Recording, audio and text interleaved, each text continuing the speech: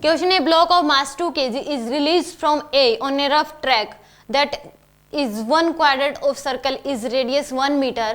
It slide down the track and reaches B with a speed of 4 meter per second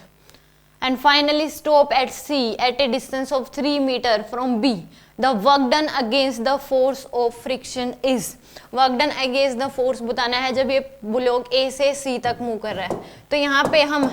इस case में friction force लगेगा और लगेगा इस केस में mg, तो हम दो ही फोर्स लगेंगे तो इसको वर्क एनर्जी थ्योरम से कर सकते हैं, W net equal to delta के।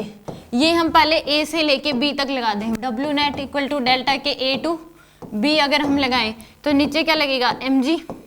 अपोजिट में क्या लगेगा फ्रिक्शन फोर्स, तो यानी कि वर्क डन बाय mg।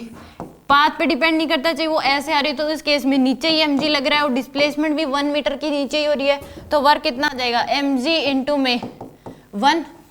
और फ्रिक्शन फोर्स की वजह से माइनस का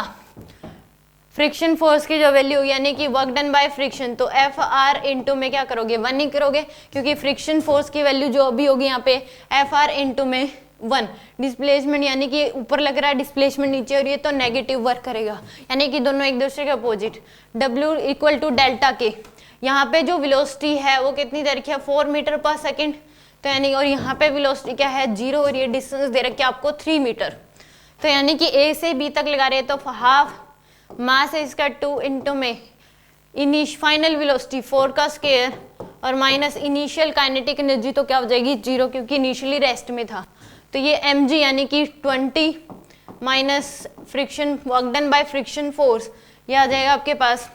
या फिर सीधा यहाँ पे work done by friction force तो बताना ही है कि work done against the friction force कितना होगा, work done against the friction force is, यानी कि वर्क डन बाय फ्रिक्शन यहाँ लिख लें इक्वल टू, यह आ जाएगा आपके पास 16, यानी कि work done by friction equal to क्या हो जाएगा 20 माइनस 16 यानी कि 4 जूल, तो work done by friction 4 joule आ जाएगा आपके पास। हमने पहले ही नेगेटिव साइन ले लिया था तो प्लस का 4 जूल आ गया आपके पास। अब A से B तक लगाया, अब B से क्या लगा दो आप इसको C तक, B टू C,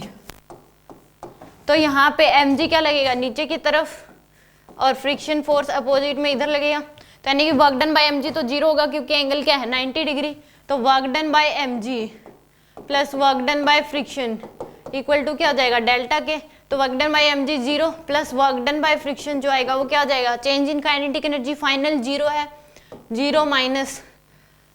यहाँ पे भी आप चाहे इस केस में इसको प्लस ही लिख लो, ये क्या हो जाएगा वर्क डन बाय फ्रिक्शन लिखा रहे हैं तो ये क्या हो जाएगा आपके पास माइनस का 4 joule, work done by friction जो आएगा वो क्या आ जाएगा -4 जूल आ जाएगा यहाँ से, ठीक है, और ये आ जाएगा equal 0, work done by friction जो है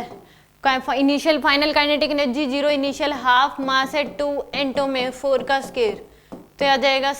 माइनस का 16 जूल, तो work done by net work done by friction जो होगा वो कितना हो जाएगा -20 जूल, यानी कि अगेंस्ट बोला है तो प्लस का यानी कि मैग्नीट्यूड 20 जूल आ जाएगा आपके पास।